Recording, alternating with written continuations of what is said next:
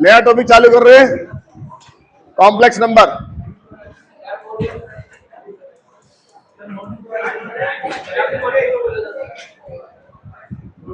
Complex number, हाँ देखिए, सबसे पहले अपन एक वर्ड पढ़ेंगे। अपन ऐसे लिखते हैं एक्स स्क्वायर माइनस के 3x प्लस 2 इजिकल टू क्या 0। ठीक है, कोशिश करेंगे अभी आधे पौन घंटे में 1 घंटे में 11 का सारा काम निपटा दे और उसके बाद बराबर जेई पा जाए, है ना। 1 घंटा आधा घंटा जितनी क्लास लगती है उतने में खत्म कर देंगे। तो अगर मैं इसको सॉल्व करूं तो ये हो गया a x square plus b x plus c. इसमें ए की वैल्यू हो गई 1, बी की वैल्यू और सी की वैल्यू 2। मैंने इसमें निकाला x is equal to minus b plus minus under root divided by कितना 2a और इसमें वैल्यू डाल दी। राइट, डाल के देखो कितना आ रहा है। ये हो गया 9 माइनस 4 इंटू 2 इंटू 1। कैसा आया ये पॉजिटिव। अगर ये पॉजिटिव आया इसका मतलब हम कह सकते हैं कि x के जो रूट्स होंगे कैसे होंगे रियल होंगे। बात समझ में आई। तो अब अगर दोबारा हम इसको डिस्कस करें, for example x square plus x plus 1 is equal to 0, a की वैल्यू 1, बी की वैल्यू 1 और सी की वैल्यू कितना 1। ठीक है, अब यहां से डिस्कस करें तो देखिए बी स्क्वायर माइनस 4ac क्या आया 1 माइनस 4 इंटू 1 इंटू 1 कितना आया लेस देन 0। इसका रूट्स कैसे हो गए इमेजिनरी। ध्यान रखिए अकेला एक चैप्टर है जो इमेजिनरी चल रहा है। इस चैप्टर को बाकी चैप्टर के साथ मिलाने की कोशिश नहीं करें। मतलब ये पढ़ने के बाद ऐसा नहीं बाकी चैप्टर जो हमने डोमेन पढ़ा, डोमेन क्या होता है रियल वैल्यू फंक्शन, रेंज क्या होती है रियल वैल्यू फंक्शन, है ना। बाकी सारे चैप्टर रियल वैल्यू है, अकेला ही है। तो इसको पढ़ने के बाद बहुत सारे बच्चे कहते हैं उनमें भी घुस जाते हैं और उन चैप्टर को बिगाड़ लेते हैं। मैं पूछूंगा डोमेन तो आप इमेजिनरी डोमेन निकाल दोगे। डोमेन कभी इमेजिनरी नहीं, अकेला चैप्टर ही इमेजिनरी है बस भाई, कोई नहीं। ठीक है ना, अब उनको चैप्टर से मिक्सिंग मत कर देना इसकी, इसलिए कोशिश करते हैं इसको सेपरेट पढ़ाया जाए। तो ये कैसा आया इमेजिनरी आया। राइट, तो इमेजिनरी आया तो मेरे दिमाग में एक बात आई कि सर इसका क्या करें। तो एक मिनट दिमाग में आई कि -1 इसको मैंने क्या बोल दिया आयोटा। क्या बोल दिया। अब मुद्दा है सर -1 को आयोटा क्यों बोला, -2 को क्यों नहीं बोला, -3 को क्यों नहीं बोला। अगर मैं ऐसे लिखूं -4, ये 4 लिखा है तो आप इसको कैसे लिखोगे, ऐसे लिख दोगे इसको 4 और √1। बोलो बच्चों ये कैसा आया 2 आयोटा, नहीं 2 आयोटा नहीं, कितना आया 2। लेकिन अगर ऐसे लिखो -√4, अब क्या लिखोगे बताओ, ये 4 तो अलग और -1 अलग। तो क्या इस वैल्यू पे कोई फर्क पड़ा, नहीं पड़ा। पहले भी कितनी थी 2, अब भी कितनी है, तो मुझे इसको क्या बोलना पड़ेगा आयोटा। अगर मैं इसको 8 कर देता और इसको 1/2 कर देता तो क्या ये वैल्यू इफेक्ट नहीं आ जाती। पहले भी तो 4 का 2 ही आ रहा था, अभी 4 का कितना आना चाहिए 2 ही आना चाहिए। वैसे भी अगर मैं इसको किससे मल्टीप्लाई करूं उस पर कोई फर्क नहीं पड़े। आपको सर किस पे 1 से, और मैं इसको किससे मल्टीप्लाई करूं इसका केवल साइन चेंज हो जाए -1 से। तो इसलिए हमने -1 को अलग करा ताकि जो ओरिजिनल वैल्यू उस पर कोई इफेक्ट ना पड़े। बात समझ में आई। इसकी जो वैल्यू जितनी पहली थी उतनी ही बनी रहे, इसलिए हमने क्या बोला -1 इज इक्वल टू क्या आयोटा। मीनिंग क्लियर हुआ। तो मीनिंग ये निकला अगर मेरे पास ऐसा लिखा हो रूट 16 तो इसको मैं क्या लिख दूंगा √16 और रूट क्या -1। ये कितना हो गया और ये कितना हो गया आयोटा। करेक्ट। ऐसे लिखा हो माइनस का 25, क्या लिख दूंगा बोलो 25 और माइनस का 1, ये कितना हो गया और ये कितना हो गया आयोटा। समझ में आया। ऐसा लिखा मैंने माइनस का 49, बोलो बच्चों 49 अलग -1 अलग, ये कितना हो गया 7 आयोटा। और मीनिंग क्लियर हो गया बोलो यस सर। ठीक है ना। तो मेरे पास अगर ये सवाल ऐसा लिखा था x square plus 2x plus 7, तो यहां से x निकाले कितना आएगा बोलो, plus minus under root 4 minus divided by, तो x इजिकल टू क्या हो गया, -2 प्लस माइनस बोलो अंडर रूट -24 डिवाइडेड बाय 2। इसको क्या लिखते हैं बताओ, -2 प्लस माइनस 2√6 -6 डिवाइडेड बाय कितना, क्या लिख दो बताओ, 2 से 2 काट दे तो x की वैल्यू क्या जाएगी, -1 प्लस माइनस √6 अलग और आयोटा अलग। बोलो भाइयों, तो यहां से हमारे पास x की अब भी दो वैल्यू आ रही है, -1 प्लस √6 आयोटा, और एक आई -1 माइनस के √6 कितना आयोटा। आयोटा को पहले भी लिख सकते हैं और बाद में भी। तो हमको यहां से एक बात समझ में आई कि जो रूट्स है वो हमेशा किस में रहेंगे, पेयर में। आपने पढ़ा था जब क्वाड्रेटिक पढ़ी थी कि दो चीज ऐसे हैं जिनके रूट्स हमेशा किस में रहते हैं, पेयर में। कंजुगेट पेयर, ये एक दूसरे कंजुगेट है नहीं है। अपन जिंदगी में दो चीज के कंजुगेट बनाते हैं, एक तो किसके बनाते हैं, सर्ट्स, एल्फा प्लस रूट बीटा और एल्फा माइनस, ठीक है, और एक लिखते हैं अपन एल्फा प्लस आयोटा बीटा, और एक क्या लिखते हैं, एल्फा माइनस आयोटा बीटा।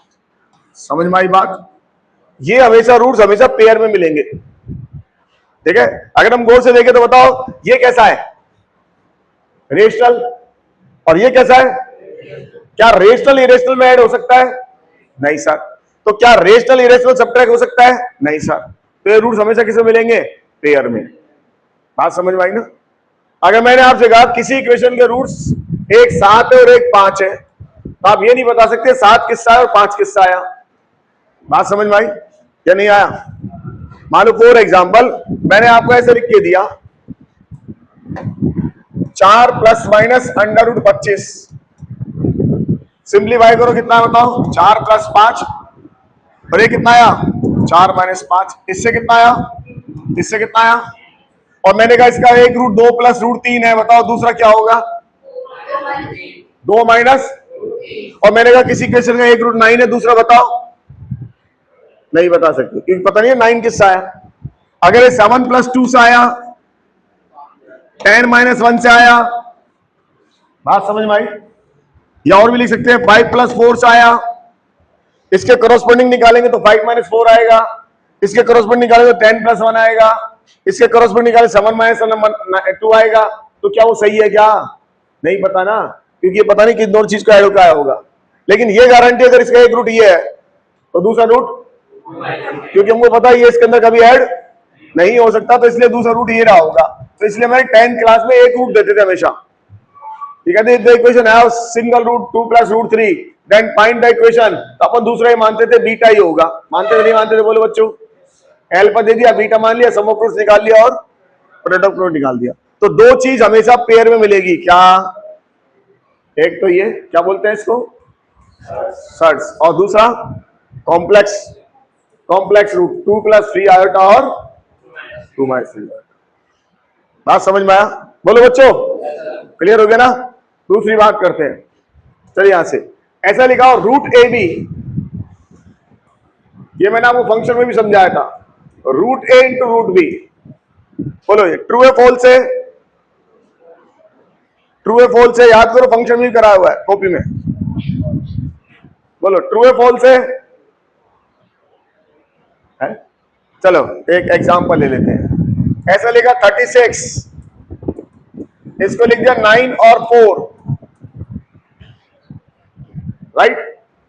बोलो एक बच्चे लिखा 36, उसने इसको लिख दिया -9 -4, -9 -4, ये हो गया रूट -9 रूट -4, राइट। बोलो अरे आया ना। और एक लिखा मैंने माइनस का 36, इसको मैंने लिख दिया -9 इंटू 4, इसको लिख दिया मैंने रूट -9 और रूट 4। यहां से सिंप्लीफाई करो कितना आया, ये कितना आ रहा है, ये बोलो, ये 2, इक्वल आ रहा है। यहां से बताओ ये कितना आएगा 6। ये बोलो 3 आयोटा, ये बोलो 2 आयोटा, और आयोटा स्क्वायर ये हो गया -6। तो क्या ये सही है? क्या नहीं है? सही है ना? इधर बताओ ये क्या है 6 आयोटा, ये क्या है 3 आयोटा, ये कितना है? तो 6 iota is equal to 6 iota, तो वैलिड इनवैलिड है? बोलो बच्चों, तो क्या मतलब समझ में आया जरा बताओ इससे? क्या ये वैलिड है? क्या क्या ये वैलिड है? क्या बोलो। तो यार दो स्टेटमेंट आएंगे। स्टेटमेंट नंबर 1, क्या आप किसके बारे में बात कर रहे हो? अगर फंक्शन के बारे में बात कर रहे हो तो अलग स्टेटमेंट है, और कॉम्प्लेक्स नंबर के बारे में बात कर रहे हो तो अलग स्टेटमेंट है। समझ में आई बात? फंक्शन की बात करें तो root a b is equal to root a into root b only valid when a and b greater than equal to 0। बोलो बच्चों, अगर हम फंक्शन की बात करें तो ये तभी वैलिड होगा जब ए और बी दोनों क्या होंगे? पॉजिटिव। ये फंक्शन में। और अगर हम कॉम्प्लेक्स नंबर की बात करें, अब बताओ क्या कहेंगे? Root a into root b, root a b is equal to root a into root b. बोलो ये कब वैलिड होगा? ये जब वैलिड होगा when at least one positive. बोलो बच्चों, सही लिखा क्या? देखो यहां वैलिड था, वैलिड था, वैलिड था, क्योंकि इसमें दोनों में से एक पॉजिटिव है। ये क्या हो गया? क्योंकि दोनों क्या हो गए? नेगेटिव हो गए। बात समझ में आई? लेकिन हम फंक्शन की बात करें तो दोनों क्या होने चाहिए? भाई हमने डोमेन पढ़ी है, डोमेन में हम तभी तोड़ते थे जब ये दोनों क्या होते थे? पॉजिटिव। अगर नेगेटिव होता तो तोड़ ही नहीं सकते थे। तो मैं तो आपको तोड़ने से ही मना करा था। मैं तो आपसे तोड़ने ही मत, सीधे सीधे इसका डोमेन निकाल लो। अगर तोड़ने की आवश्यकता हो तो कंडीशन लगाना दोनों क्या? दोनों ग्रेटर देन 0, तभी तोड़ना, अदरवाइज नहीं तोड़ना। तो मीनिंग समझ में आ गया? नोट कर लो।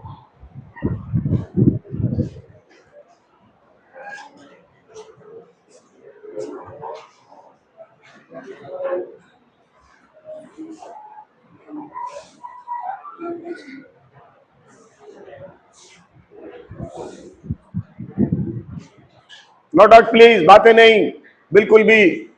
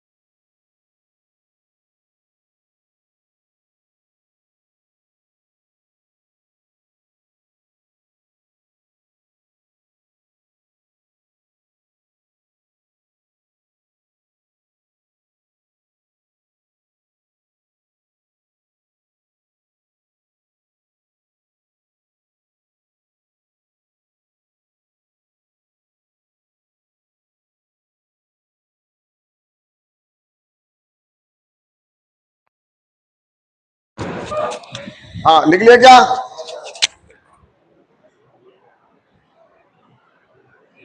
बोलो भाइयों, लिख लिया क्या? अभी लिख लिया क्या?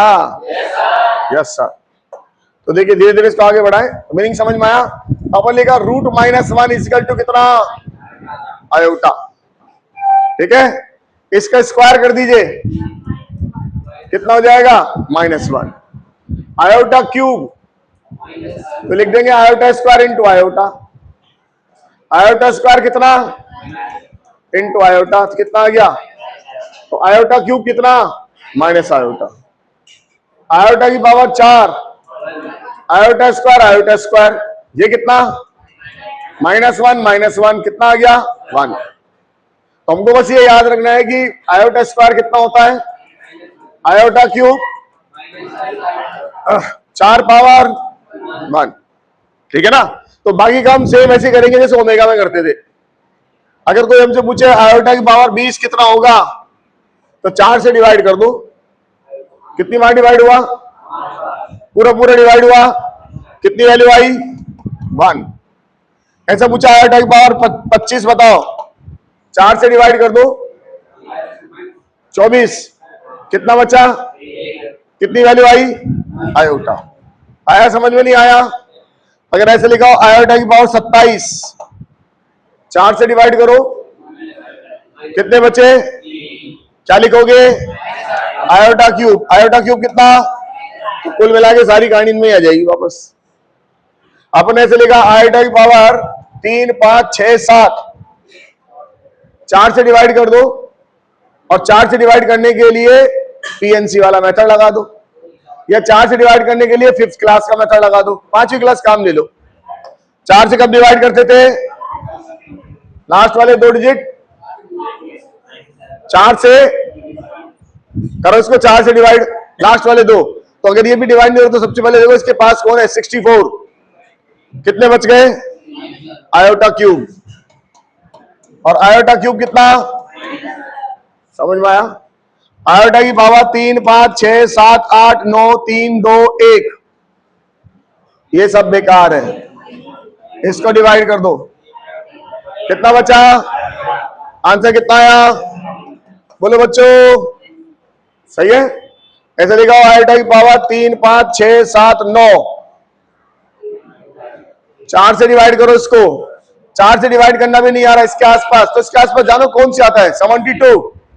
फिर ऐड कर लो 76, कितने बचे? कितना आंसर आया? माइनस का। बात समझ में आ गई? बोलो। नहीं, प्लस का आयोटा क्यूब है ना, क्या बचेगा? माइनस का आयोटा। बोलो बच्चों, नोट कर लो।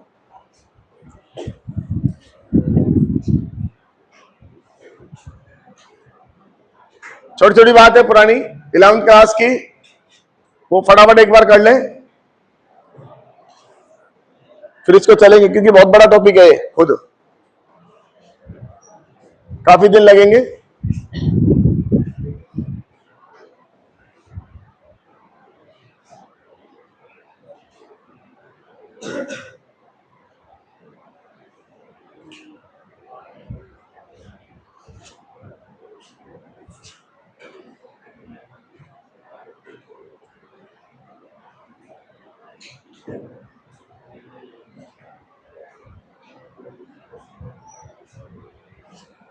कोई दिक्कत? बोलो भाइयों।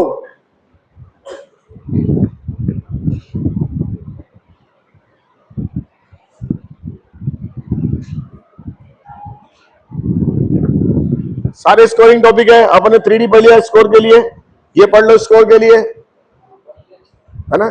फटाफट खींचेंगे टॉपिक, फिर कैलकुलस पे चलेंगे।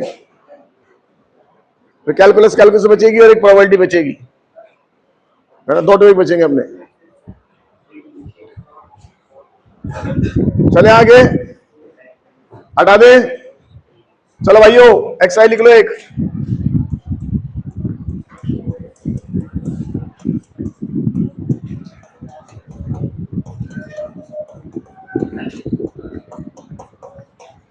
निकालो फटाफट।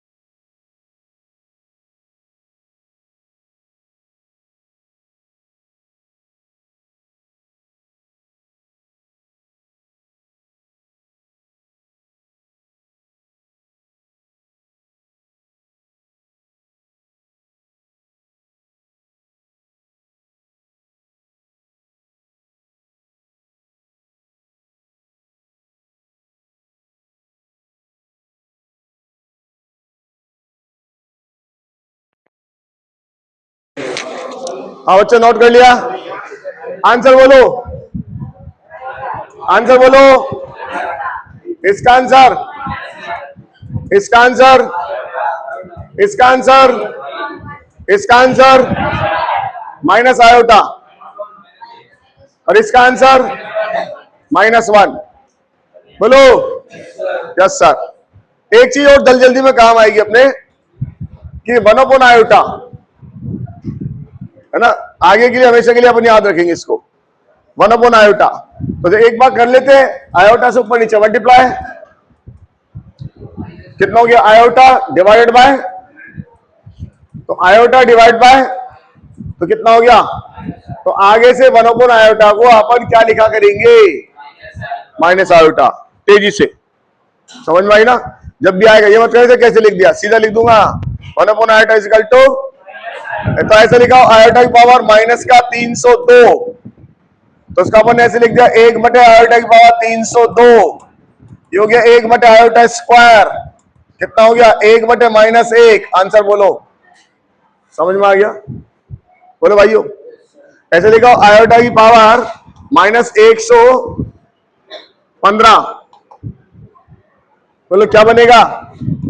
1/, आयोटा की पावर 115 क्या बनेगा? आयोटा क्यूब, आयोटा क्यूब बोलो, माइनस आयोटा, ये कितना? तो माइनस माइनस क्या? प्लस का आयोटा। बोलो भाइयों समझ में आ गया? तो ऐसे लिखा हो आयोटा की पावर माइनस के 309। बोलो आंसर बताओ फटाफट, बोलो। माइनस का आयोटा 1/308, ये तो यही सोल्व कर लो, तो क्या बचेगा? 1/, आयोटा, और आंसर कितना जाएगा इसका? नोट कर लो। छोटी छोटी बात बाद में स्पीड बनाएगी हमारी।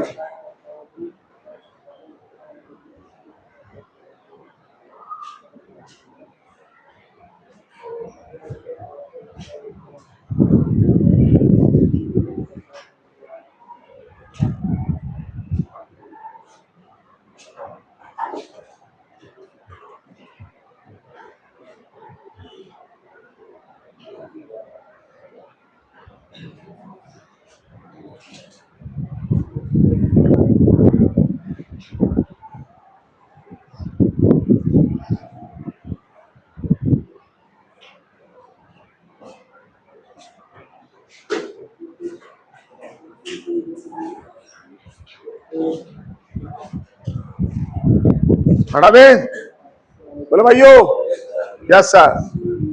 तो देखिए जेड, कॉम्प्लेक्स नंबर को हम जेड से शो करते हैं, है ना? अभी तो हम ऐसे लिखते थे x -b plus minus under this divide by 2a, ठीक है? तो हमारे पास ऐसे आता था x इजिकल टू, मान लीजिए जैसे आ गया 2 + 3 आयोटा, तो हम इसको x नहीं लिख के क्या लिखेंगे? z। बात समझ में आई? ये तो केवल एक क्वांटिटी बनती है इसलिए हम लिखते थे, क्वांटिटी के हिसाब से लिखते थे। अब हम आगे से कॉम्प्लेक्स नंबर को किससे शो करेंगे? z से। और z के दो पार्ट होंगे, कौन कौन से बताओ? x प्लस आयोटा y, ये कौन सा पार्ट होगा? रियल, और ये इमेजिनरी, इसलिए मैंने x से नहीं लिखा। अभी अगर कोई सवाल सोल्व करा z, ठीक है, मान लो ऐसे था z² plus 2z plus 7, right? कितना है बोलो? z -b plus minus under root 4 into 7 divide by 2 into 1, कितना है बताओ? z -2 plus minus 2√6 iota divide by कितना? 2, तो z कितना है बताओ? -1 प्लस माइनस आयोटा √6, सही ना? तो z के हमारे दो से हो गए, कौन कौन से? -1 प्लस आयोटा √6। ये कौन सा हिस्सा है? इसको बोलेंगे रियल पार्ट। तो मैं ऐसे लिखूंगा REZ,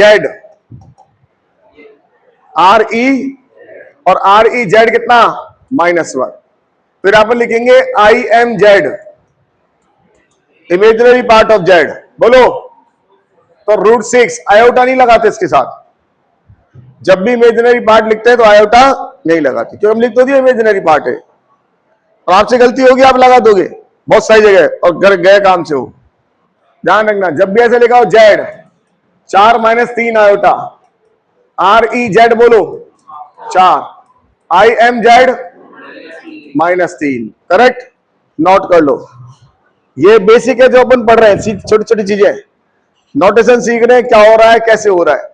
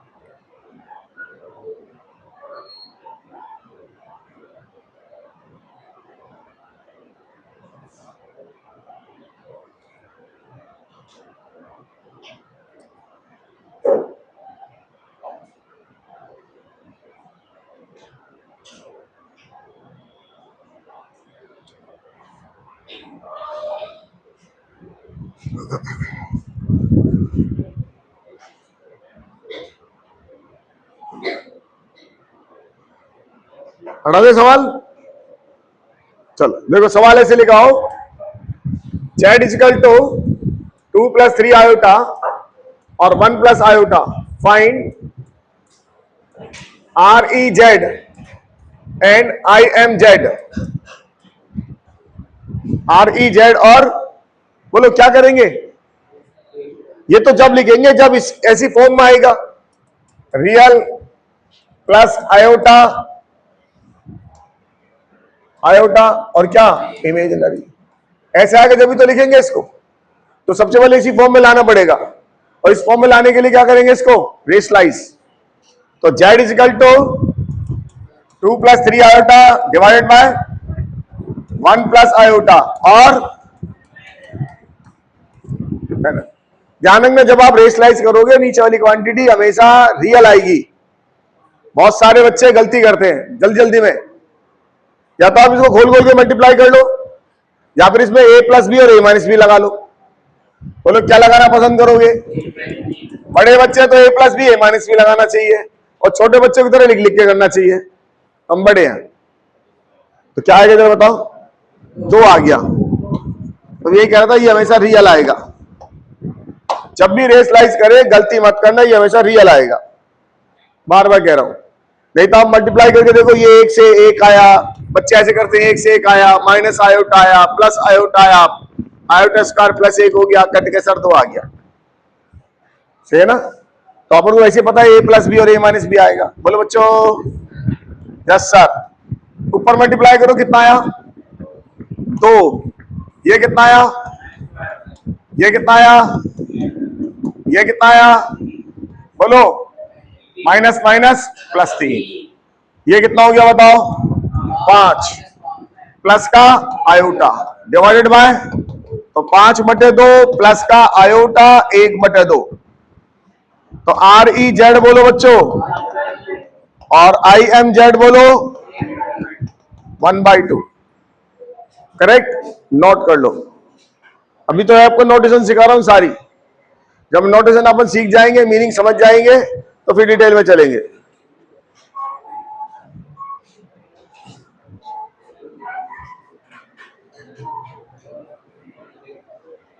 नोटॉक्स एक और देखते हैं, जेड 1+आयोटा 3-4 आयोटा निकालो बच्चों, इसका रियल पार्ट निकालो और इमेजिनरी पार्ट निकालो।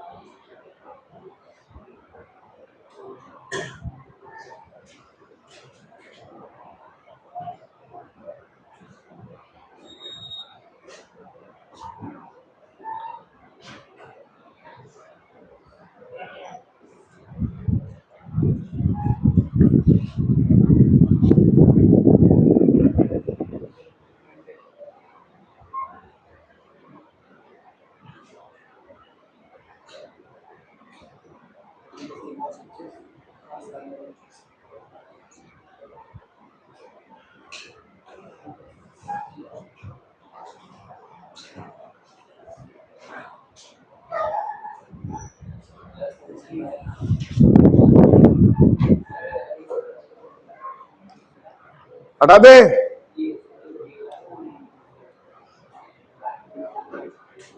कितना आंसर आया बोलो? आर ई कितना आया है? डिनोमिनेटर में 25 आया होगा, सही है ना? न्यूमिनेटर बोलो 1/, -1/25, माइनस के 1/25 और आई एम जेड 7/25। बोलो बच्चों, यस सर। एक वर्ड और बार बार हमारे पास आएगा, वो होगा कॉन्जुगेट। कॉन्जुगेट है ना, इधर ध्यान दें, ठीक है? इसका मतलब जेड बार से शो करते हैं इसको, कुछ बुक जेड डैश लिखती है, कुछ बुक जेड बार लिखती है। अगर हमने ऐसा लिखा z x plus iota y, तो हम क्या करते थे? इसको रेशलाइज करते थे, किससे? एक्स माइनस आयोटा, रियल बनाने के लिए करते थे। तो ये जेड बार जो होता था वो यही होता था, एक्स माइनस आयोटा वाई। इसको बोलते हैं कॉन्जुगेट, नाम दे दिया स्पेशल। हम कहेंगे कॉन्जुगेट से मल्टीप्लाई करना है, अभी कर रखा ना बने, तो उसकी जगह पर क्या बोला था? रेशलाइज कर दिया। तो रेशलाइजेशन तो हर जगह बोला जाता है, रियल में भी बोला जाता है, यहां पे बोल दो कोई बात नहीं, लेकिन यहां प्रॉपर वर्ड क्या है? कॉन्जुगेट से मल्टीप्लाई। बात समझ में आई? कॉन्जुगेट मतलब जो जेड दे रखा है उसमें जो आयोटा है उसके साथ क्या लगा दीजिए? माइनस। तो क्या बन गया ये? कॉन्जुगेट। समझ में आया? तो अगर मेरे पास ऐसा लिखा मिले z equal to Z1 2 + 3 iota, Z2 1 - iota, और Z3 1 + 2 आयोटा। मैंने आपसे कहा find R E Z1 Z2 divided by Z3 bar. R E Z1 Z2 divided by क्या? तो जरा इसका मीनिंग निकालें। Z1 कितना हुआ बताओ? 2 + 3 आयोटा। Z2 क्या हुआ बताओ? 1 - आयोटा डिवाइडेड बाय Z3 बार, इसका बार 1 - इसको सॉल्व करना है बस। समझ में आई बात? सॉल्व कैसे करेंगे? पहले इसको सॉल्व करेंगे, उसके बाद रेशलाइज करेंगे। तो इसको सॉल्व कर दिए, कितना आया बताओ? 2 माइनस का 2 आयोटा प्लस का 3 आयोटा और प्लस का 3 डिवाइडेड बाय 1 - 2 आयोटा। ठीक है, कितना हो गया बताओ? 5 plus iota divided bye 1 - 2 iota. क्या लिखेंगे बोलो? 1 + 2 आयोटा। ठीक है बच्चों? अरे क्या कर दिया मैंने?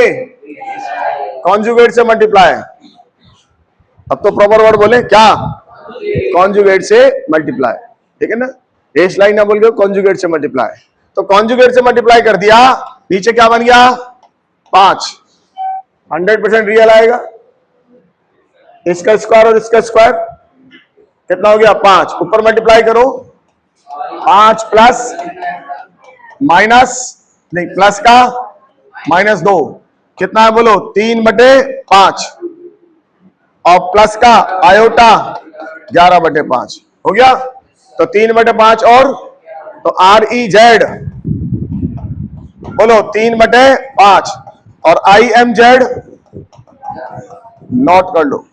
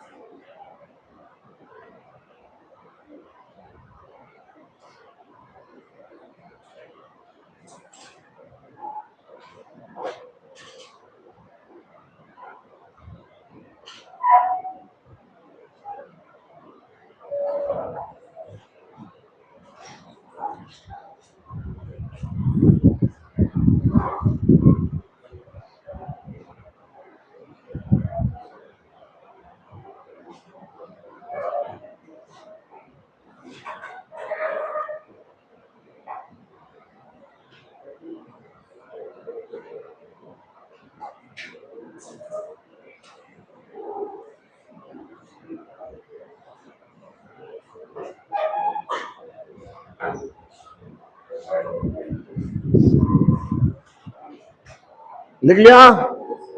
बोलो भाइयों, चलो सवाल लिखो। If Z1 is equal to 1 plus iota 2 plus 3 iota 3 plus 4 iota, find RE Z1 Z2 bar divide by Z3। IM Z1 divide by Z2 Z3। IM Z1 bar divided by Z1 Z2 Z3 bar. RE Z2 Z3 divide by Z1 bar. थोड़ा speed से।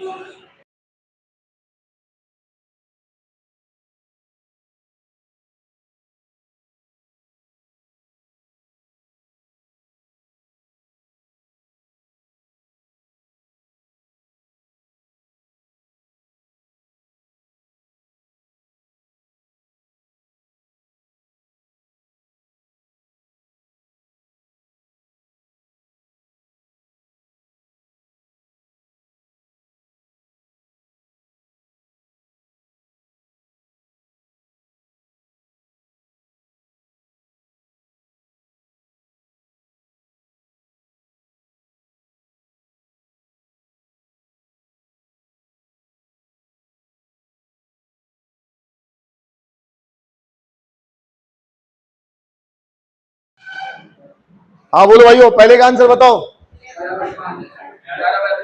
11/25। इसका answer बोलो। -23। -325। इसका बोलो। Minus का 38।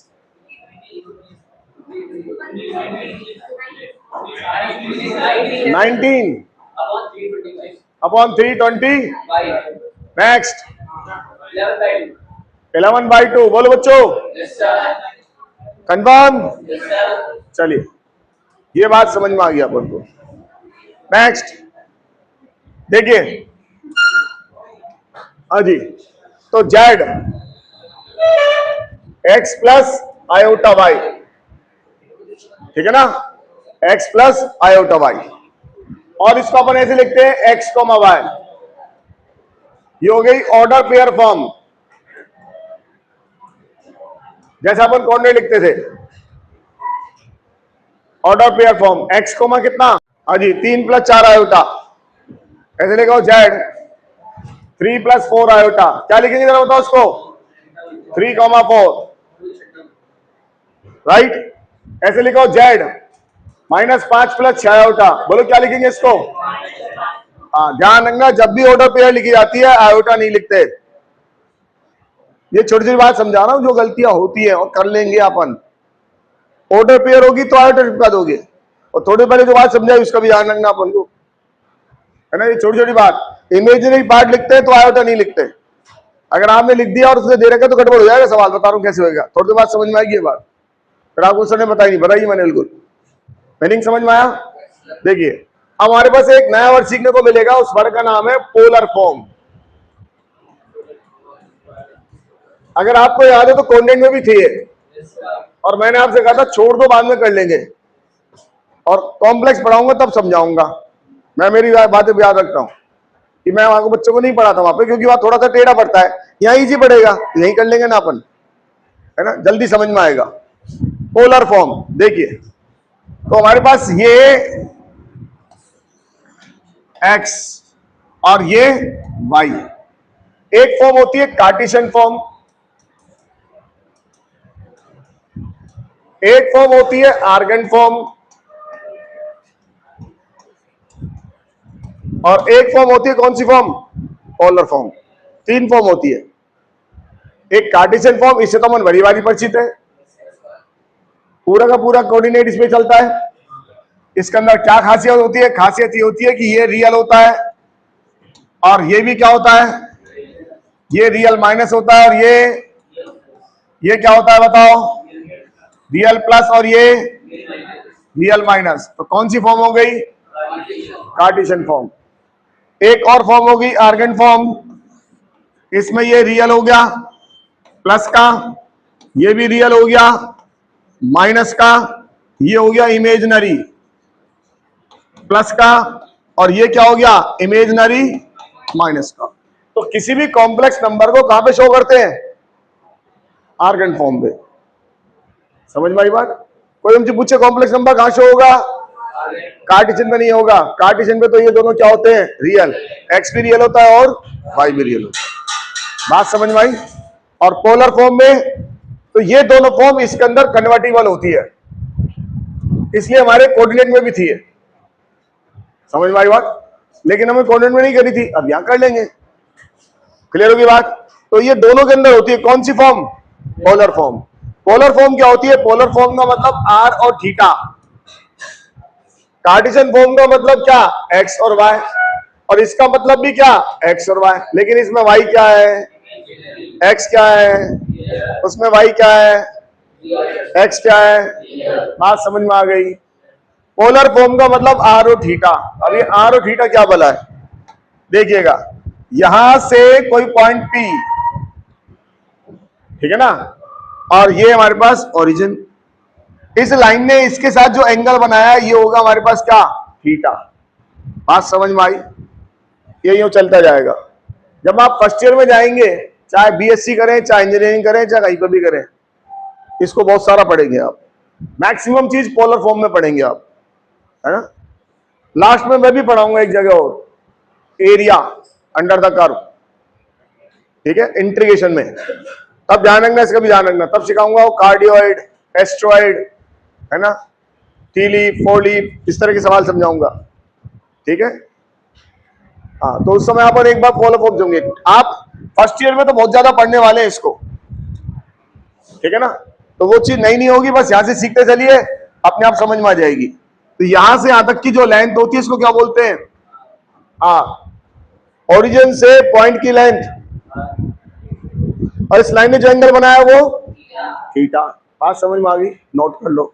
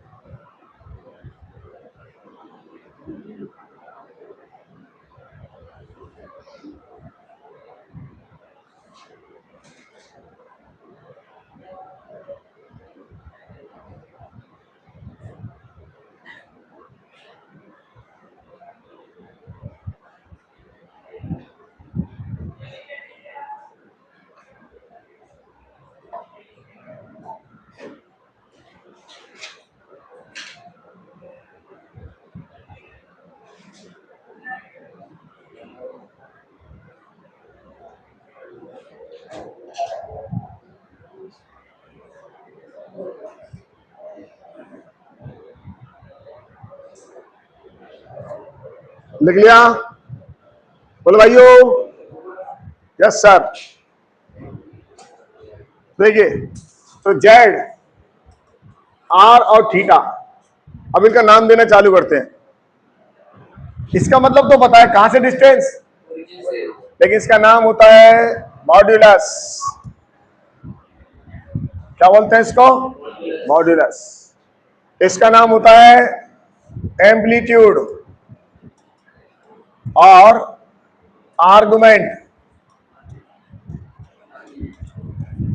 Amplitude और argument, ठीक ना? तो आज के बाद मैं आर नहीं बोलूंगा, थीटा नहीं बोलूंगा, क्या बोलूंगा?